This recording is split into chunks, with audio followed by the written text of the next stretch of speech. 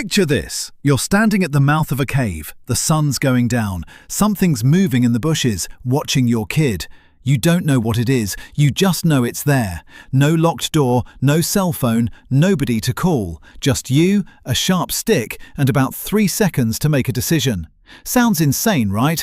But that was just a regular Tuesday for our ancestors for hundreds of thousands of years. These days we're stressing about screen time. Back then, people were stressing about their kid literally getting dragged off by a lion. And honestly, the numbers were way worse than you'd guess. 1 out of every 4 kids born back then never made it to 15. Not because their parents didn't care. It was predators, starvation, disease. That was just life. And somehow, humans made it all the way to right now. Ever wonder how? The answer is kind of wild, and it might make you rethink everything about how you're raising your own kids. So a bunch of researchers went and lived with tribes that still live the old way, groups like the Hadza in Africa. And they noticed something that caught them off guard. Parents weren't the only ones watching the kids, not even close. There was this whole rotating crew keeping an eye on every child. Grandma, aunts, older siblings, even people who weren't related at all would just pick up the baby and hold it for a while. Whoever had a free minute watched for a bit. That's it. That was the system. Sound familiar? That's basically, it takes a village, except it wasn't a saying back then, it was survival. There's a researcher named Sarah Hurdy who spent her whole career on this. Her take is that humans didn't survive because parents were better at parenting. We survived because we figured out how to split the job across a bunch of people.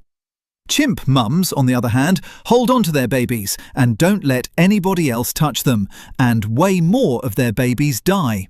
That one difference might be the actual reason humans are still here, while a ton of other species aren't.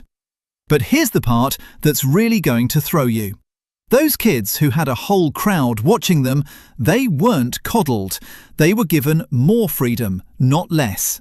4-year-olds were handling knives, climbing trees, wading through creeks, wandering off with nobody tracking their every move.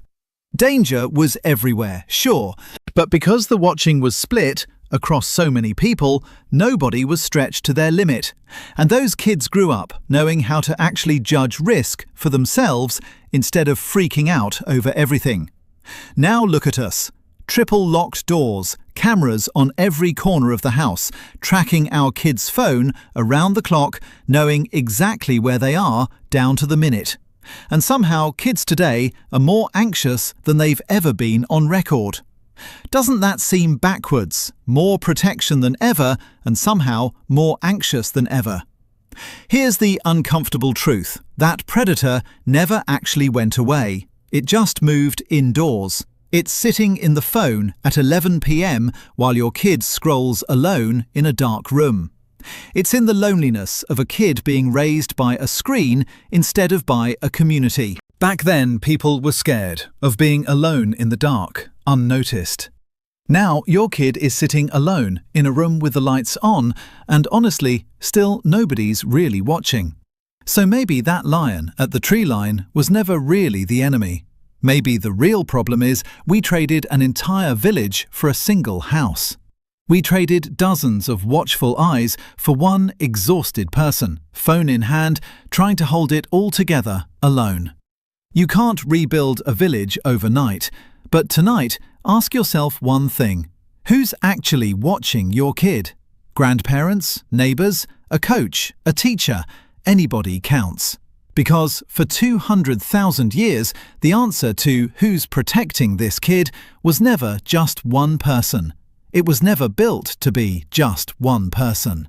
If this hit home for you, drop a like. Let me know it resonated. If it was worth your time, send it to a friend who's a parent. They might need this exact reminder right now.